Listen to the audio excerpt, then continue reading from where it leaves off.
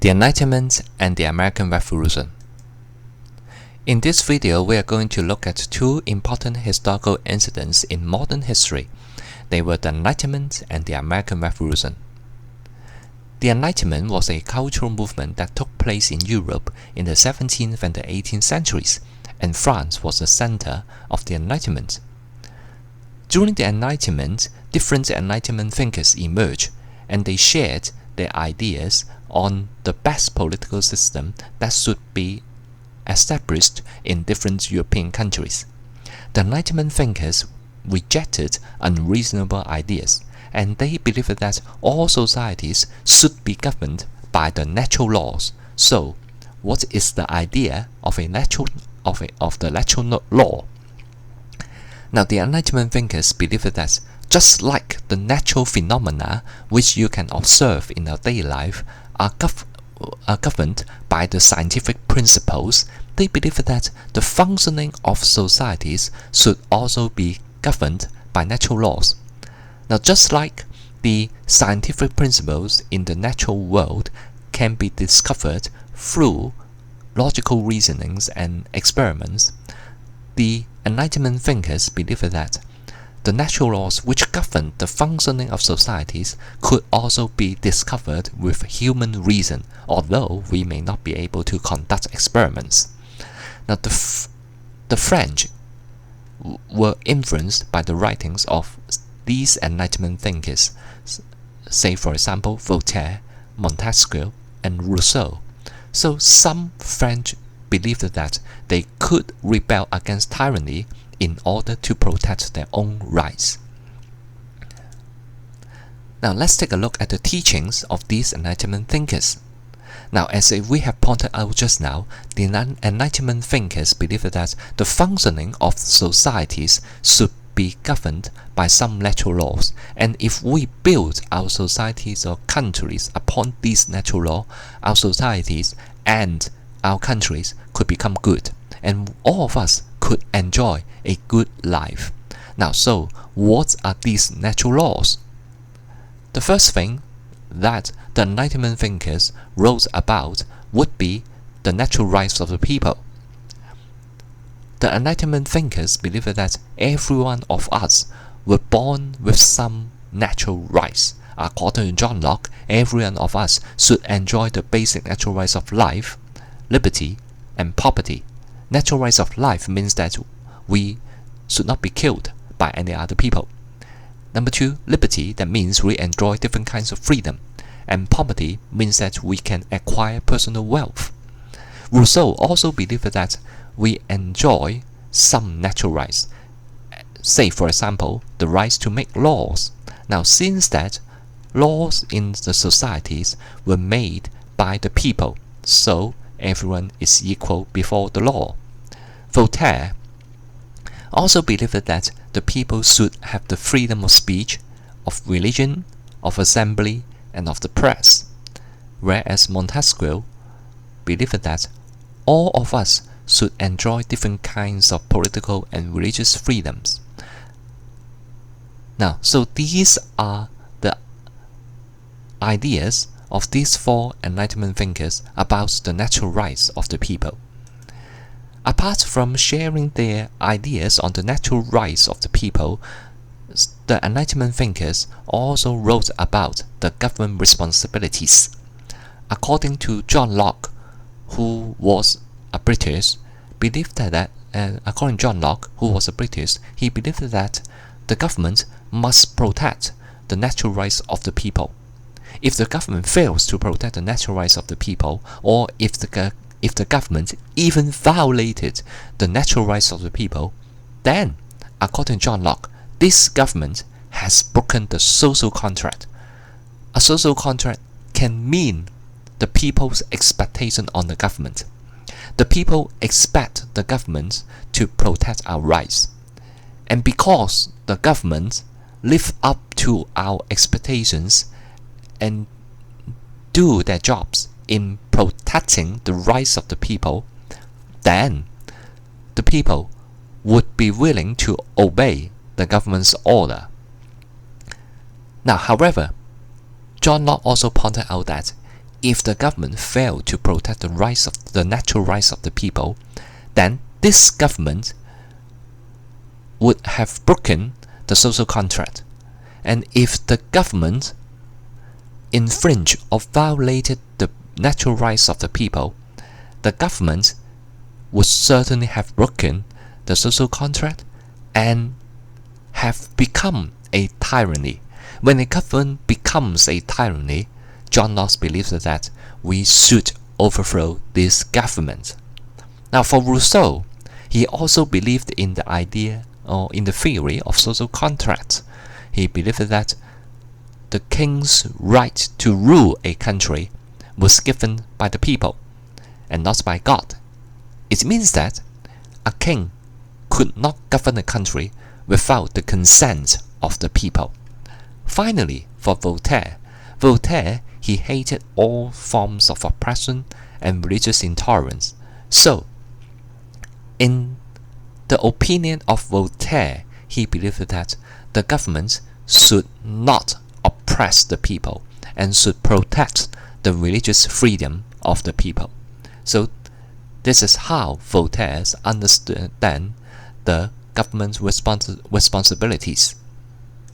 Now, having talked about the different Enlightenment thinkers' ideas on the natural rights of the people and the government responsibilities, we can then take a look at the best form of government proposed by different Enlightenment thinkers. For example, John Locke and Rousseau, they objected to absolute monarchy. And for Voltaire believed that the best political system on earth would be the constitutional monarchies.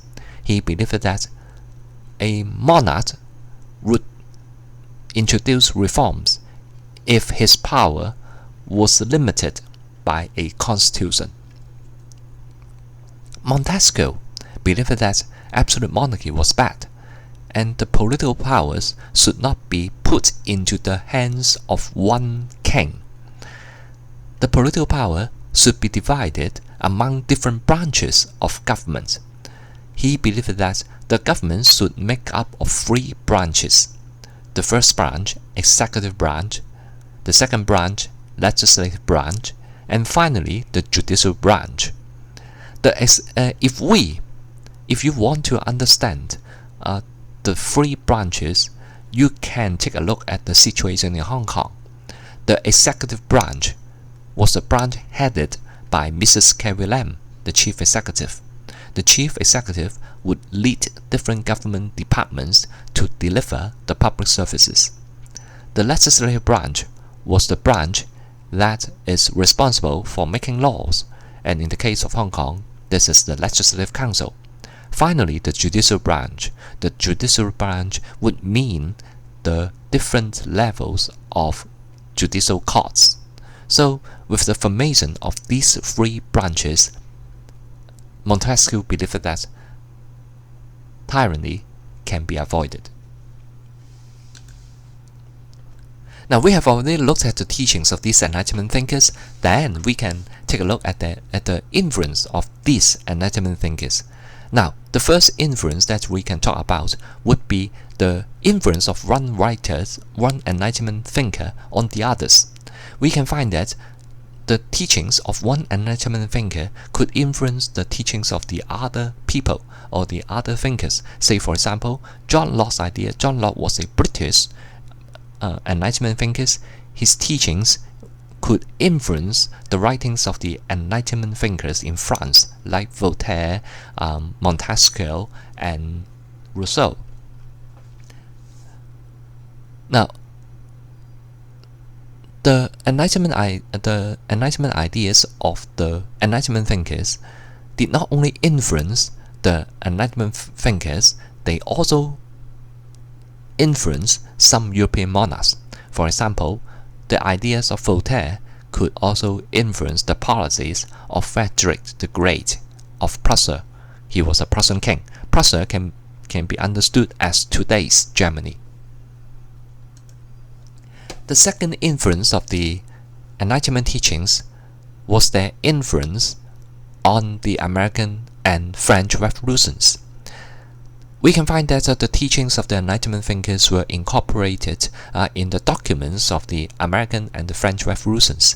For example, John Locke's ideas were adopted in the American Declaration of Independence, and in the case of France, Rousseau's ideas were included in the Declaration of the Rights of Man, and his writing, The Social Contract, was also called the Bible of the French Revolution. And the third influence which we can talk about was that the Enlightenment teachings could also influence the political systems in some countries or regions, and their teachings might also become the core values of some people. Now, we can observe that the American political system was based on the political ideas of Montesquieu, whereas some people would also believe that the political system in Hong Kong appeared to be similar to the political system as advocated by Montesquieu. Although I think that this saying may be a kind of exaggeration. And then we also find that Voltaire's ideas on freedom have also become the core values of some Hong Kong citizens, and I would like to stress only some Hong Kong citizens. Now, we have already looked at the teachings and the influence of the Enlightenment thinkers. Now, although we have pointed out that the teachings of some Enlightenment thinkers might have influenced the policies of some European monarchs, however, we should point out that most of the European monarchs were not touched or were not influenced by the teachings of the Enlightenment thinkers, because during the time of the 17th or even the 18th century, actually many European countries adopt the political system of absolute monarchy, and they believed in the idea of absolutism. Absolutism is the political belief that one emperor, one king, or one ruler should have complete control over the country. And usually these absolute monarchs would justify their complete control over the country by saying that they were God's representative on earth, and therefore they enjoy the divine right to rule over the country. Now, some of these monarchs would include the Stuarts of England and the Bourbons of France. Now, I would like to stress that Bourbon and Stuart were the family names of the royal families of these two countries. Now, when you add an S to the family name, you are referring to a number of members coming from these royal families. Now, their family name does not have an S, but when you add an S to the family name, it means that you are referring to a number of people coming from these or that families. Now, so when these absolute monarchs believe that they have complete control over the country, so what exactly would they control? Now, first of all, they would control all the political powers in the country. They would not share their political powers with other people, just like in the case of King, or in the case of the English King James I, and in the case of the French King Louis the XIV. Both of them would try to control all the political powers in the country, and Louis XIV of France even kept the nobles at the palace of Versailles, so that they would not be able to pose any threat to his rule. And Louis XIV was even so arrogant that he claimed himself as the Sun King. He believed that he was a source of light for his people. And there were other absolute monarchs like Frederick William the Great and Philip II of Spain, who also believed that they should control all the political powers in the country. These absolute monarchs also tried to exercise religious control over the country. They would not allow any religious freedom in the country. So, say for example, Philip II of France and King Louis XIV of Philip II of Spain and King Louis XIV of France would try to maintain religious control over the country. and King James II of England also introduced similar policies. And these absolute monarchs, they were also interested in starting foreign wars. They were aggressive.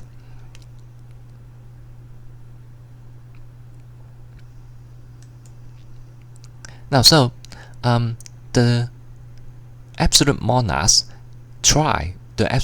in Europe try to exercise control all over the country, and these policy was certainly objected to by the Enlightenment thinkers. However, we can also say that the Enlightenment teachings did not have much impact on the policies of these absolute monarchs. Now, we have already introduced the Enlightenment teachings, and we have also talked about the inability of the Enlightenment thinkers to make an impact on the rule of the absolute monarchs at that time. If you want to refer to more details, you may refer to your textbook, pages 52 to 59. Textbook 2A, of course. Now, we have already talked about the Enlightenment thinkers, the Enlightenment teachings, and we have also pointed out that the Enlightenment teachings affected some important revolutions like the French and the American revolutions. So we'll now shift our attention to the examination of these two political revolutions, and the first revolution that we are going to study will be the American Revolution. Now, before going deep into the American Revolution, we should firstly look at the colonial rivalry in North America. Now, when we talk about the influence of the Renaissance, we have talked about one influence of the Renaissance, which was the voyages of discovery. And after the voyages of discovery, different European countries decided to set up colonies in different parts of the world, say for example in Americas. And you can see from these two maps that, well, some European countries like Britain, France, and Spain, they would try to set up colonies in North America. And for example, the British has set up 13 colonies in the eastern coast of North America. Now, when different European countries try to set up colonies in different regions of the world, it will certainly lead to the outbreak of conflict and military conflicts, for sure. So, one of the military conflicts that occurred in the 18th century was the 7 Years' War. Now, the 7 Years' War broke out in 1754, and it lasted for 9 years. Now, how come a war that lasts for 5 years, that lasts for 9 years, be named as 7 Years' War? Now, because in the first 2 years, fighting had already started, but both sides did not declare war on each other. They only formally declared war on the other side in May 1756. Therefore, legally speaking, the war actually started in 1756, and the war ended in 1763. Therefore, it was named as the 7 Years' War. But actually, the fightings among different countries last for 5 years. Now, on the one side of the 7 Years' War, we can find Prussia and her allies like Britain. On the other side, we can find other countries like France, Austria, and Russia. Now, the 7 Years' War was not only fought in North America, it was also fought in Europe and in Asia. Now, the 7 Years' War started from a conflict in North America. Actually, the British colonies in North America wanted to extend their land in North America, so that this part of the 7 Years' War. And actually, the American colonies wanted to extend their influence into the Ohio Valley, which conflict with France. Therefore, the 7 Years' War broke out as a result. Well, you can be able to learn from this slide that, well, the British forces was actually led by George Washington, and well, 2 decades later, it was also this guy who led the American colonists to start a revolution against the British masters. Now, the war, the 7 Years' War, was also known as the French and Indian War because different Indian tribes are also allied with the Europeans' belligerents. Now, as we said just now, the European powers did not only fight against each other in North America, they also fought against each other in other parts of the world. So that's why some people would think that this could be regarded as the first World War in human history. And at first, the war did not go well for the British, but starting from 1757, the British were able to turn the tide because the British government appointed some young generals who would adopt some better tactics in the war. And so gradually, the British could be able to win some battles against the French, and finally the French had to surrender, and the Treaty of Paris was signed and settled the 7 Years' War. And you can take a look at the maps here, or maybe this map, which compares the colonial empire set up by different European powers in North America. You can be able to find that, well, the French totally lost the colonial empire in North America. Now, certainly, when we look at the Treaty of Paris, it appeared that the British was the winner, and it appeared that the British had gained a lot from the 7 Years' War. But actually, the cost for the British was also high. Well, we can be able to say that this war was a bloody and actually a costly war because not only France, Britain or England was nearly bankrupt as a result of the war. Now, since that, the British was nearly bankrupt because of the war, they would try to cover the expenses incurred by the war. Now, and especially during the 17th and the 18th century, the European countries wanted to set up colonies around the world because they were influenced by the idea of mercantilism, 重商主義.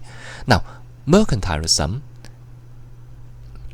or the people believing in mercantilism, they would pay much attention to how to make a country wealthy. Now, if we want to make ourselves wealthy, we must be able to make money. If we cannot make money, we would not be wealthy. But what is also important is that we should make more money than we spend. If we spend a lot, but we are not able to make enough money to cover our spending, we would become poor. Now, so those people who were influenced by the ideas of mercantilism believe that a country should make money by exporting more goods to other countries, and they should not import, and they should reduce the imports from other countries. Now, however, when one European countries adopt this policy by limiting the imports from other European countries, the other European countries might also adopt similar policies. Now, so therefore, people believed that, or politicians believed that in mercantilism, believed that they must look for colonies because they could get some cheap raw materials from their colonies, and they could also force the people in the colonies to buy the goods of the mother country. So here is a diagram explaining the mercantilist view on the colonial policies. They believe that, well, a country could be rich, could be wealthy if they were able to gain gold and silver from other countries, and a country could only gain gold and silver from other country when a country can export more and import less, and that is what we call a favorable balance of trade, or we may say they would enjoy a trade surplus 貿易盈餘 Okay, and then now, as we have pointed out just now, every country want to have a large trade surplus, and they would adopt similar policy of exporting more and importing less. So they might not be able to occupy the markets of the other European countries. Therefore, different European powers would need to look for colonies so that they would be able to obtain some raw materials from these colonies at a low price, and they could also sell their manufactured goods at a high price to the colonies. And then the European powers believed that they could then become rich as a result by exploiting their colonies. Now, influenced by these mercantilist belief, the British government also wanted to cover the expenses incurred by the 7 Years' War by introducing new taxes in the North American colonies. Okay, now so they introduced a number of taxes on the Americans. So in 1764 and 1765, the British Parliament passed two laws. The first one was the Sugar Act, and the second one was the Stamp Act, which tries to impose taxes on sugar, alcohol, and on printed materials. Now, these acts angered the American colonists, okay, and they decided to boycott the British goods. Certainly, the British would not want to give up. They decided to introduce another act, which was known as the Townshend Act. Townshend was the name of a politician, and as the bills were introduced by him, were drafted by him, so these acts were named after him. The Townshend Act would like to introduce taxes on different items like the glass, lead, paint, paper, and tea, etc. So they hoped that they could impose taxes on these items. But the American colonies believed that the British Parliament had no right to tax them because these laws were made by the British Parliament without the consent of the American colonies. So they believed that, well, the British Parliament had no right to tax them, and they decided to boycott the British goods. And eventually, this led to Boston Massacre. Now, the Boston Massacre occurred in 1770, which was 3 years after the passage of the Townshend Act. It was a clash between the British troops and a group of colonists, and in this incident, 5 colonists were killed. Okay, now why did the Boston Massacre occur? Now, because when you try to collect taxes on different kinds of goods or imported goods, well, they would be collected as the customs 海關. Okay, so before the incident of the Boston Massacre, some American colonists decided to attack the custom house at Boston, and the soldiers were angry, so they decided to shoot at the people, and then 5 people were killed. So the American colonists named the shooting made by the British soldiers as the Boston Massacre. Now, so 3 years later, another act was passed by the British Parliament known as the Tea Act. This Tea Act allowed only a British company to sell tea at the colonies. Although the tea were not tested, the Americans were still angry because the right to sell tea at the American colonies were occupied by the East India Company. No other company could sell tea in North America. That means even the North Americans, even the American colonies, could not sell tea to themselves. So they were angry, and therefore they decided to boycott against they decided to boycott against the British goods, and as a result, they also launched the Boston Tea Party. Now, the Boston Tea Party was actually a protest organized by the colonies against the British. All the colonies involved in the incident dressed up as Indians, and then they got onto the ships, British ships in the harbor, which brought the tea to the North American colonies, and they threw all the tea on the ships into the Boston harbor.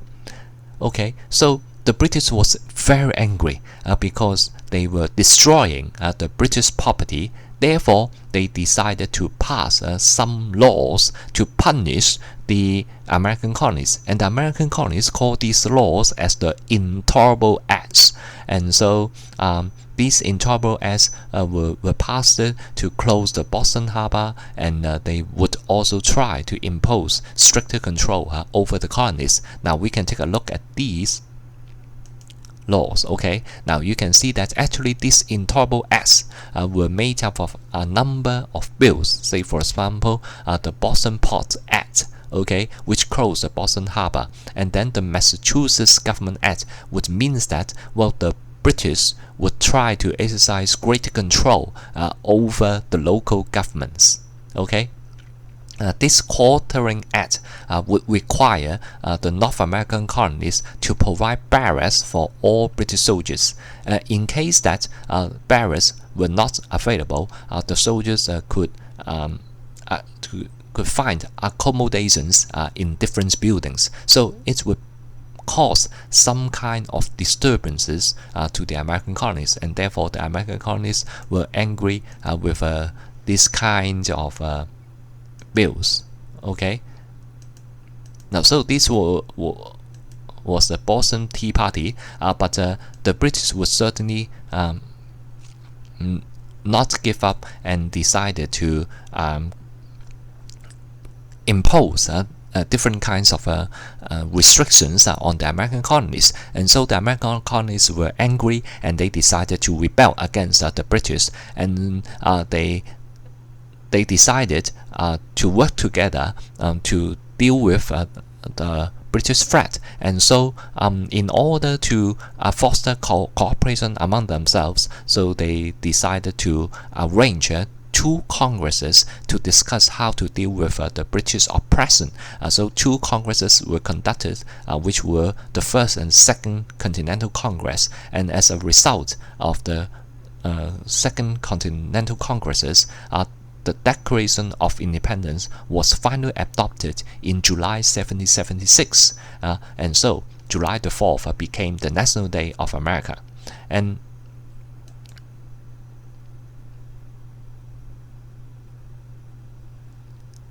now, at first, it was very difficult for the American colonies to fight against the British because the British was much stronger than them. But eventually, they were able to find some allies. Okay, in 1778, some countries also entered the war to fight against the British, and this finally brought about the defeat of the British in Yorktown, and the British decided to surrender, and finally the Treaty of Paris was signed in 1783. And as a result of this treaty, the British would lose the 13 colonies, and these 13 colonies would become the United States of America. Okay, shortly after the surrender of the British, the Americans also worked on to build up their own political system. And the United States of America was born in 1783, and then the founding fathers then met together in Philadelphia to discuss the formation of their own government. And so, as a result of this discussion, a federal government was formed in the United States of America. This federal government can be understood as the central government in the United States. The central government in the United States would only handle national issues like defense, foreign policies, and currency.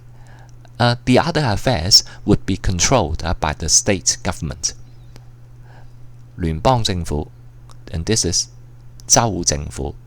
And in 1788, the American Constitution was adopted, and George Washington became the first president of the United States of America. Now, as we have said just now, the American government has become a federal government, and actually the federal government in the United States divides powers among the three branches. As we have mentioned previously, when we talk about the influence of the Enlightenment thinkers, we pointed out that the ideas of Montesquieu influenced the American government. The American government was divided into three branches. The federal government was divided into the executive, legislative, and judicial branches. And then you know that the current president in the United States of America was Mr. Donald Trump. So he was the head of the executive. Okay, and however, his power was also limited by the other two branches, the legislative branch and the judicial branch. Okay, so the president would be the head of the executive, who would suggest law and carry out laws passed by the Congresses. Okay, and the Congress is the legislature that is responsible for making laws. It is divided into two houses, the Senate and the House of Representatives.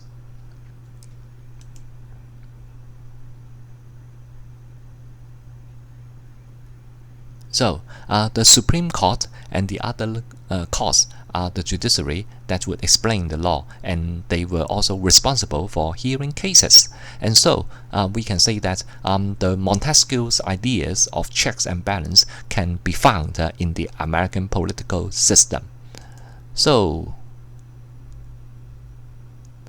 finally, we can take a look at the influence of the American Revolution.